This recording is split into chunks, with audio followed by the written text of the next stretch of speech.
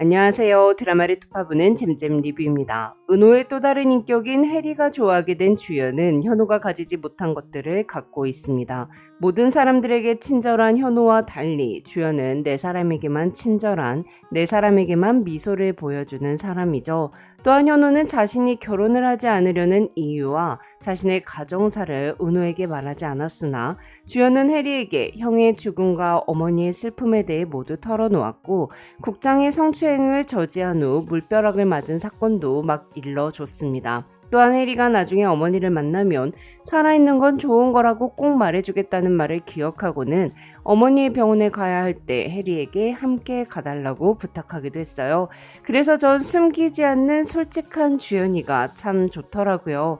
로맨스장인 이진욱도 이진욱이지만 강훈이 연기하는 주연의 캐릭터의 마음을 뺏기신 분들 많으실 거라고 생각해요. 그런데 은호가 행복해지고 은호와 해리의 연결고리를 찾게 되면 은호의 해리성 인격장애가 치료될 테고 해리 인격은 더 이상 나타나지 않게 될 테니 주연은 해리를 잃게 될 겁니다. 은호가 평생 해리 인격을 가지고 두 명의 남자를 사랑할 순 없으니까요. 그래서 주연이가 겪게 될 그 상실감을 생각하면 벌써부터 마음이 너무 아프더라고요. 그런데 드라마를 몇 번 돌려보니 주연이 해리를 잃는 상실감을 느끼지 않아도 될 것 같더라고요. 그래서 이번 영상에서는 주연과 해리의 엔딩에 대한 이야기를 좀 해볼게요. 미디어앤 세월에 강주연을 만나러 갔던 은호는 강주연과 정현호 두 사람을 동시에 마주쳐 버리자 그대로 화장실로 도망쳤습니다. 그리고 거울 속 또 다른 나를 보며 핸드폰으로 거울을 깨버렸죠. 은호가 정신을 잃었다가 깨어났을 때는 해리의 인격이었는데요.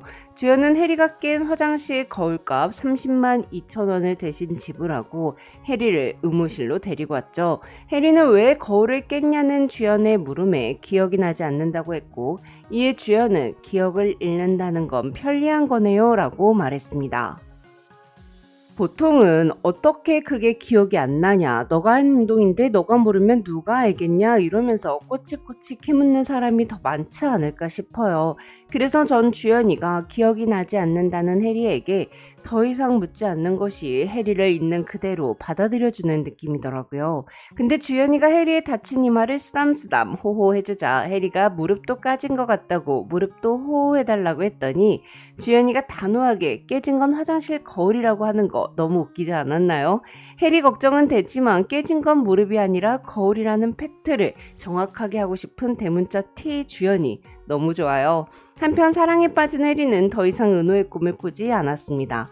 예전에는 눈을 감으면 꿈에서 은호의 모습을 볼 수 있었지만 이제는 해리 자신에 대한 꿈을 꿨죠.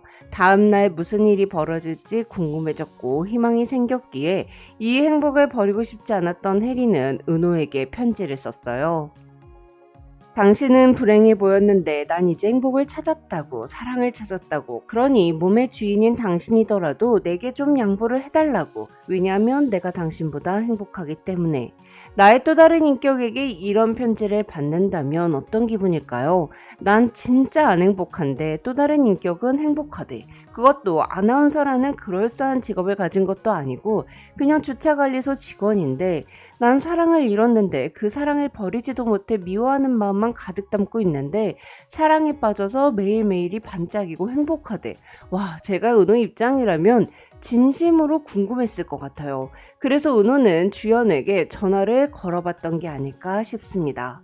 하지만 주연과 은호는 엇갈렸죠. 한편 미디어앤서울의 국장이 혜원을 성희롱하고 성추행하자 보다 못한 주연은 적당히 하시죠 라며 국장 행동을 저지하다가 물벼락을 맞았습니다. 진짜 그 장면 보고 제가 다 부글부글 끓더라고요. 근데 이 장면에서 조정선 부장이 혜연이와 주연이 편을 들어주는 것도 너무 좋더라고요. 보통 드라마가 일부러 더 답답한 상황을 연출하기 위해 부장이 주연이나 혜연이한테 좀 참지 그거 하나 못 참아서 이런 사달을 만드냐며 국장편 들도록 캐릭터를 만드는 경우도 있잖아요. 그런데 나의 해리에게는 그런 쓸데없이 감정을 소모해야 하는 추가적인 갈등 상황을 만들지 않아서 좋은 것 같아요. 그날 밤 해리는 주연의 눈이 화로 부글부글하다는 걸 바로 눈치챘습니다.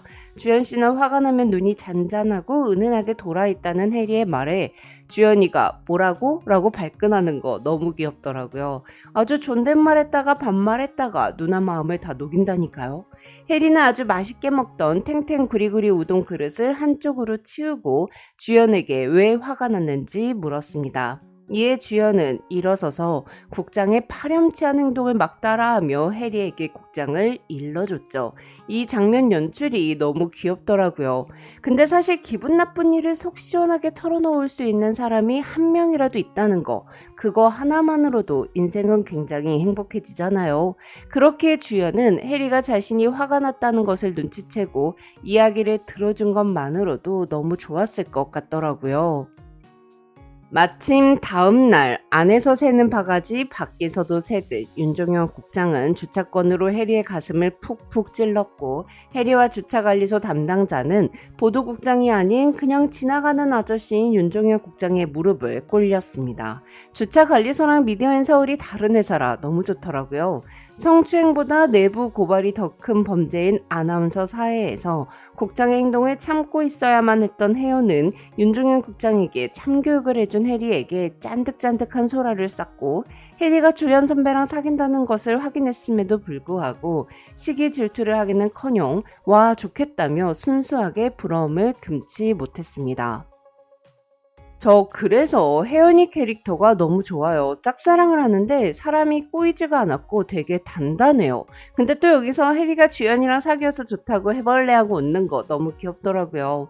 은근 해리랑 혜연이 이름도 비슷한데 성격도 비슷하고 어딘가 잘 어울려서 완전 찐친 각이더라고요.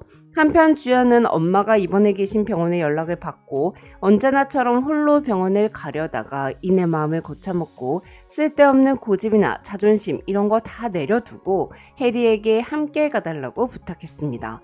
주연이 해리에게 마음을 아주 활짝 열었다는 것을 보여주는 장면이기도 했고 주연이 그동안 얼마나 자신의 상처를 솔직하게 털어놓고 위로받을 수 있는 사람을 기다려왔는지 알 수 있는 장면이기도 했어요. 아마 현우였다면 절대 자신의 치부라고 생각하는 것들을 은호에게 들키고 싶어 하지 않았을 테고 은호에게 도움을 요청하지도 않았겠죠.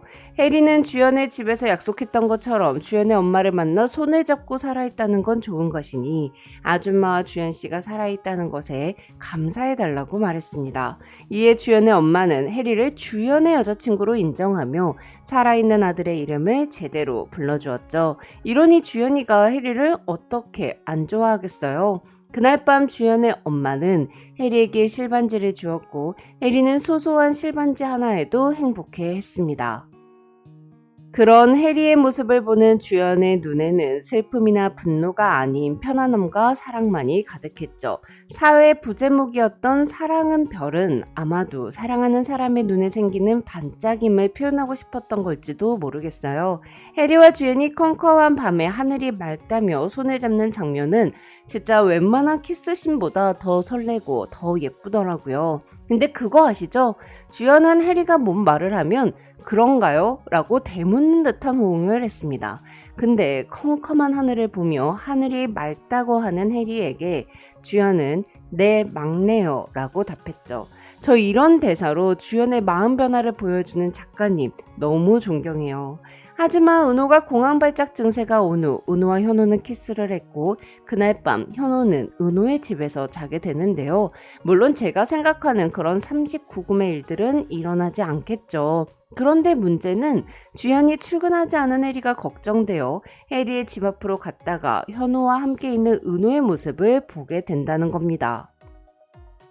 해리가 주연에게 부모님이 돌아가시고 혼자 살고 있다. 아마 난 외동딸이었던 것 같다 라고 말했으니 주연이 현호와 함께 있는 은호를 해리의 언니라고 생각하진 않을 거예요. 그럼 주연이 입장에서는 해리가 출근도 안 하고 웬 남자랑 집으로 들어가는 모습을 보게 된 거죠. 키스를 왜 했냐고 끈질기게 물어보던 주연이 성격상 주연은 해리에게 집에 함께 있던 남자와의 관계를 바로 직접적으로 물을 것 같아요. 하지만 해리는 더 이상 은호의 꿈을 꾸지 않게 되었기에 자신이 현호와 함께 했던 시간들을 기억하지 못할 테니 주연의 물음에 답변을 하지 못하겠죠. 다만 해리도 자신이 해리성 인격장애를 갖고 있다는 걸 알고 있으니 해리는 주연에게 원래 몸의 주인이 주은호고 자신은 은호의 또 다른 인격이라는 걸 말하지 않을까 싶어요. 해리 또한 주연처럼 무언가를 숨기는 사람은 아니니까요. 해리의 말을 들은 주연은 아마 주은호에 대해 알아보겠죠. 은호가 주연에 대해 알아봤던 것처럼요. 그리고 해리가 나타나는 날들이 점차 줄어든다면 주은호를 따로 만나보게 되지 않을까 싶습니다. 그리고 왜 주은호가 해리의 인격을 만들어냈는지 이해하게 될 것 같아요. 은호와 주연 둘 다 세상을 떠난 사람을 품에 안고 그들의 꿈을 대신 이뤄주고자 했던 회색빛 인생을 살던 행복하지 않은 사람이라는 같은 아픔을 갖고 있으니까요. 그래서 주연은 자신이 해리 덕분에 회색빛의 삶이 밝은 노란빛이 된 것처럼 자신과 같은 아픔을 갖고 있는 은호가 행복해지기를 진심으로 바라줄 것 같습니다.